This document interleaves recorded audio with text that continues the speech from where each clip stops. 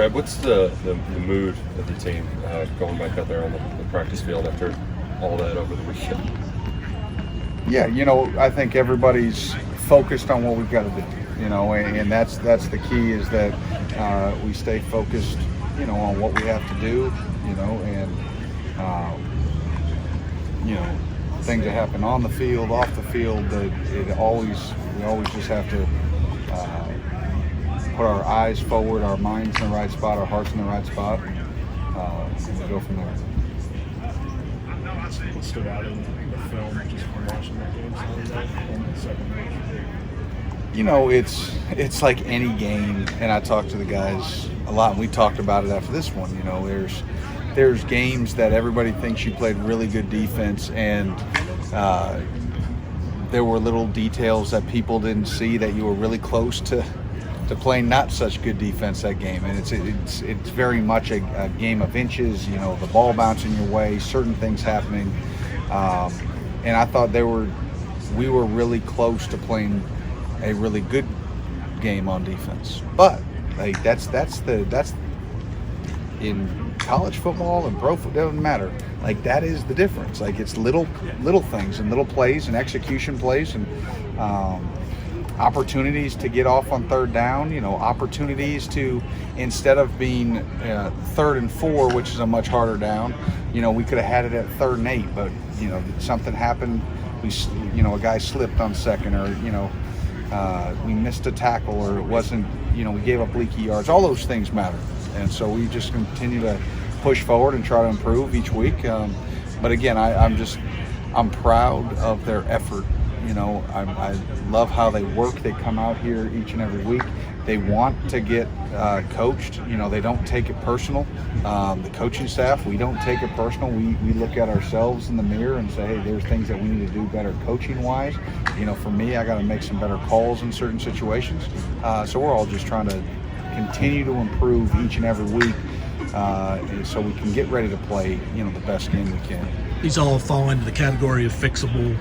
They do, yeah. I think they're all very fixable issues. Now, there's a lot of times that you've played bad defense and it's fixable, and if they're just way too much fixable, it's bad. I think it's not to that extreme right now. But what you can't do is you can't keep having little brush fires pop up everywhere. And so you fix these two things, but then these two things break. You see those cartoons where you're trying to plug the holes of the pipes, right? We just need to be able to tighten a few things, and it's fully secure. So we're moving in that direction. We still have a ways to go to be the defense that we want to be. Standing there at the end of the year and say, okay, that's the defense we expected to be. How do you evaluate the play of the safeties through 2 weeks? You know what? I think at times really good. We had a couple of missed tackles, in this past game that they're tackles that I expect those guys to make, and they expect them to make. So, for their standards, last game was probably not their best, and they'd be the first to say that. But the great thing about all three of those guys is, again, they love to be coached. They come out here, they love to work. Their effort on a practice field is as good as anybody out here every single day. And so, hey, listen, coaches, players, media members, we all have bad days. They know it. They've taken the corrections, and now they're ready to have another good day. On Monday, Coach Stoops mentioned that you guys came back in Sunday night, stayed kind of late working and game planning and things like that. He was kind of emotional talking about how close the staff is. What's this week been like for you guys? Yeah, obviously with everything going on, we are very close, and we take it all personal. Wins, losses. If somebody on the team, their son's playing a football game, we want them to, like, we take that high school game seriously. So we're all connected in this, and it's something that makes this place special. And it's the reason that Coach has been able to have the continuity he has, because he's built that. And, you know, we've all been through a lot, you know, since for my 5+ years now going on. So, to know, but it's a family. Coach Stoops kind of mentioned going back and watching some of Coach Moorhead's old Mississippi State tape. I don't know if you guys have the chance to watch some tape yet, but if you have, just kind of can you compare like the two offenses that he ran at Mississippi State and Akron? Yeah, you know, Coach Moorhead's such a good offensive mind. He is like beyond creative. I remember that was it was my second SEC game that I had to call as a coordinator, and we'll call it as it is. Like he ate my lunch that day, and I've always had such great respect for him. And you know, then the job he did at Oregon after Mississippi State, and then to come to Akron, and just the, like I said, the creativity, the explosiveness, you know, the shifts, the motions.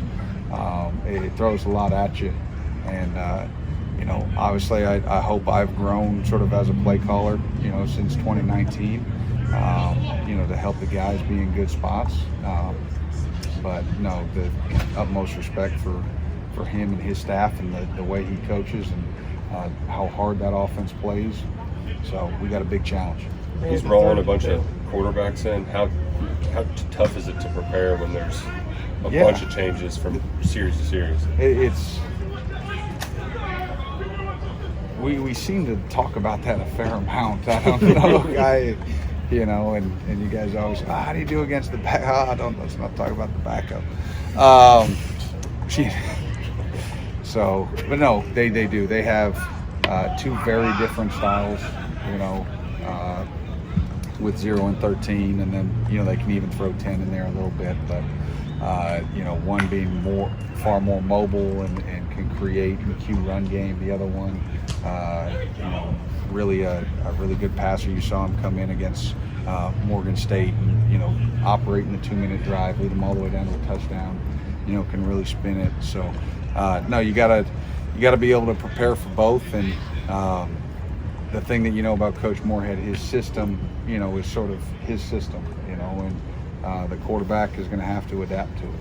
And so it's not as much about the quarterback as it is about the play caller. Seems like we're talking a lot about Trevin every week and through camp. What's he given you with that ability to time those blitzes and get some pressure on the quarterback? Yeah, I think everybody sees that suddenness, that twitch, that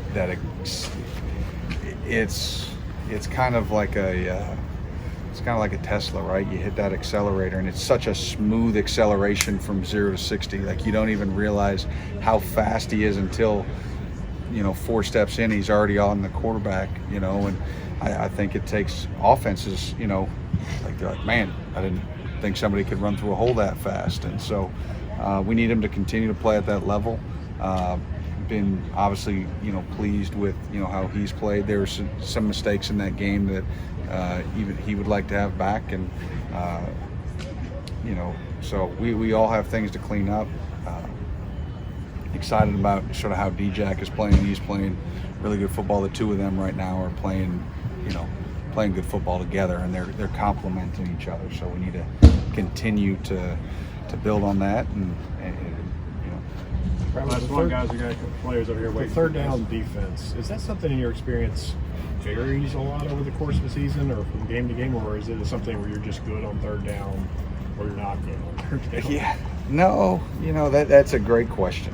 At times, third downs can be like turnovers, where it can come in bunches, and you can play, you know, really good in some games, and sometimes it's a matchup deal, like how certain windows match up, you know, and what style of defense you play can match up to a certain, you know, area of third down really well. And, you know, I just feel like where we need to be better is in that third and medium. And, you know, really it's a hard down and distance, right, at that 3 to 6, because, you know, if you want to get man and sticky and they run all those mesh routes and picks, and you saw what happened against South Carolina last year, and we got a guy picked, and the next thing you know, it's a 45-yard gain on 3rd and 3. But then if you play zone, if some guy doesn't match up just perfect, if the rush doesn't rush exactly right, the QB can scramble. Then some guy feels like I got to come out of coverage and he dumps over. So there's a lot of variables. The longer the down goes, the more exotic you can get, the more things you can do. So we've got to do, we got to keep them in some longer distance. I thought that's what we did last year really well. That's why we played such good 3rd down defense. It was 7+ a large chunk. And we got to get back to that. Guys, all right.